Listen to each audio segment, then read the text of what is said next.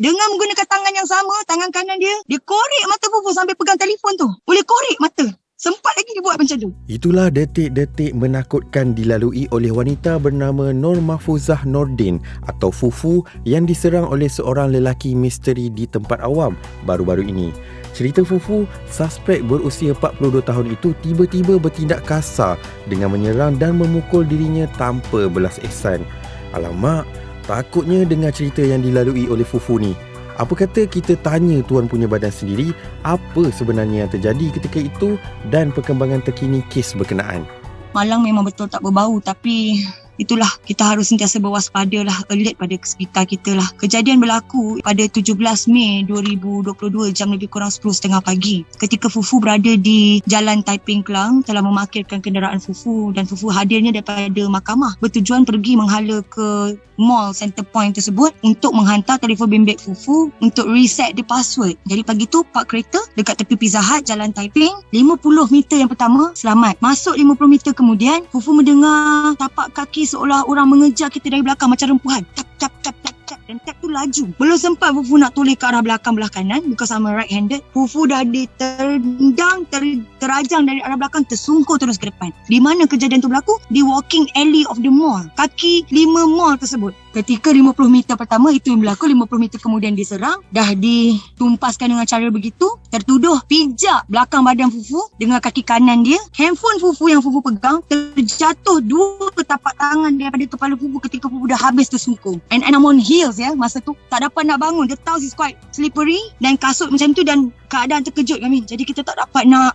brain apa yang kita nak kena buat. Lost. Nampak tangan hitam tak hitam macam tangan orang Melayu lah. Tangan orang lelaki capai handphone tersebut. Tanpa mesi Fufu diketuk berulang kali, lebih 20 ketukan sehingga Fufu nampak percikan darah Fufu on the grounds, on the tiles. Fufu hanya sejerit nama Mama. Ya Allah, tolong. Fufu rasa total lah pergelutan tu 10 ke 15 minit ni. Lepas tu entah datang dari mana kekuasaan Tuhan, Allah bagi tenaga. Dengan keadaan macam tu, dengan percikan darah, vision dah blur sebelah sebab dah memang tersembam, dah diketuk kepala kan. Fufu berjaya flip body Fufu dari arah belah kanan menghadap muka penjenayah tersebut. 100% nampak wajah dia. Dan ketika Fufu berjaya flip, dia terus pijak kepala Fufu, dekat mata Fufu, kepala sini semua. Dan tangan yang dipegang handphone Fufu yang dirampas, tangan kanan, sempat lagi ketuk kepala Fufu. Dengan menggunakan tangan yang sama, tangan kanan dia korek mata Fufu sampai pegang telefon tu. Boleh korek mata. Sempat lagi dia buat macam tu. Entah tindakan luar kawalan sebab terlalu sakit tangan dia korek dalam ni dan dah pijak menggigil-gigil dengan ketakutan, dengan ya Allah, antara hidup dengan mati je masa tu. All I can do is angkat kaki kanan, sepak peha dia Itu yang Fufu buat. Hasil tindakan Fufu sepak peha dia peha kanan dia menggunakan heels kaki kanan Fufu. Handphone dekat tangan dia secara terkejut tercampak ke belah kiri Fufu. Dan selepas tu dia jerit baru keluar suara Sepanjang dari serangan minit yang pertama sampai ke minit itu tidak ada suara yang dikeluarkan. Di mana mengikut kes-kes yang Fufu buat, dengar kat mahkamah, hadap 13 tahun, dia memang jenayah terancang. Dia memang well expert. Done it so many times. So selepas perkara tersebut dah berlaku, mungkin dah menjadi trauma untuk Fufu sendiri kan. Mental health daripada Fufu sendiri macam mana sekarang? Dah okey ke, semakin better ke, macam mana sekarang? Kalau nak bilang dari segi trauma, lillahi ta'ala, memang Allah je lah yang tahu betapa tak tidur, malam tak lena. Melihat pejam mata tu nampak muka dia sebab kita tengok kan atas mata muka sendiri. Kalau nak kata dari segi mentally ill lah untuk beberapa hari yang lalu. Tapi pada Allah kita berbalik doa, ya Allah Tuhanku, semoga diberi pengadilan, tertangkapnya si tertuduh. Semoga tidak ada lagi orang-orang yang menjadi mangsa selepas aku. Semoga tertutupnya kes-kes yang lain apabila adanya tangkapan ke atas tangkapan yang seharusnya ditangkap. Kalau nak cakap dari segi kesakitan, memang sakitlah. Stitches, laceration wound pun tak buka lagi. Hidung pun tak fix lagi. Besok baru nak jumpa doktor pakar ENT, nose throat. Mata pun masih merah lagi. Tapi tetap teruskan kehidupan. Solat, doa, makan, minum. Sokongan keluarga, mama, ayah, suami, teman-teman rapat, sahabat handai, anak-anak. So mungkin Fufu boleh kongsikan dengan kita update terbaru sekarang macam mana pula. Yelah, dengar cerita dah ada tangkapan daripada pihak polis. Mungkin daripada Fufu sendiri, kita nak dengar sendirilah apa update terbaru sekarang. Update terkini tentang kes ini, pihak polis dari D9 Jabatan Siasatan Jenayah IPD Klang Utara dibantu oleh unit MPV Bandar Bukit Raja, kalau tidak silap Fufu, telah berjaya membuat tangkapan ke atas suspek. Suspek telah ditangkap di kawasan Berkeley, Bandar Bukit Raja. Dilihat berkeliaran secara sendirian. masih dalam seluar yang di mana hari yang dia lakukan tu.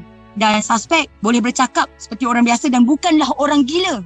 Boleh memberi pengakuan lisan siapa dirinya, namanya, IC-nya. Walaupun ketika suspek ditangkap, bersama suspek tiada kad pengenalan. Tapi suspek bercakap seperti orang biasa. Ini bukan hearsay ya. Ini dari mangsa sendiri.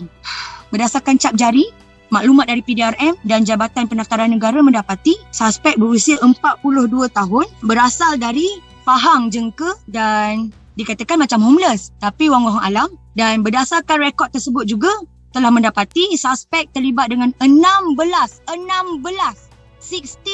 rekod jenayah lampau. Sama ada yang dituduh di mahkamah, tidak dituduh di mahkamah, ditangkap, dibebas, dilepas, tetapi 16 rekod jenayah lampau dalam sistem polis diraja Malaysia. Dan jam 12 tadi Fufu telah berada di IPD Kelang Utara untuk sesi pengecaman kawat cam. Dalam barisan of 10 orang itu telah Fufu camkan dianya di mana, line up nombor berapa, wajahnya telah sahih yang Fufu nampak yang menghantui 7 hari 6 malam yang lalu. Jadi itu yang Fufu telah sahkan 100%. Dan untuk mengetahui Min, bagi Fufu bercakap macam ni, Fufu pun tak tahu Allah dorong Fufu kekuatan mana. Tadi di balang histeria, menggigil, menggeletar, menangis. Fufu tumbuk cermin di mana dia tu berada, tempat dia berdiri. Gagal, hilang kawalan, memang hilang kawalan. Sampai husband dengan mak Fu bacakan ayat, baca Fatihah bagi Fu minum, barulah reda, boleh jalan, boleh bangun, kaki jadi lembik. Sayunya Min, berapa orang yang dia dah rungkut, berapa orang yang dia dah samut, berapa orang yang dia dah cederakan, berapa orang yang dapat pengadilan, berapa orang yang suaranya didengar, berapa orang tindakan lanjut telah diambil. What happened to our world, Min? Terima kasih tu macam mana kita nak cakap. Kalau tanpa korang punya doa yang Tuhan angkat, Allah angkat, makbulkan, mungkin sampai ke hari ni. Mungkin juga kalau Fufu tak flip body Fufu, I won't be here untuk beri the best justice untuk for myself and for every victims out there.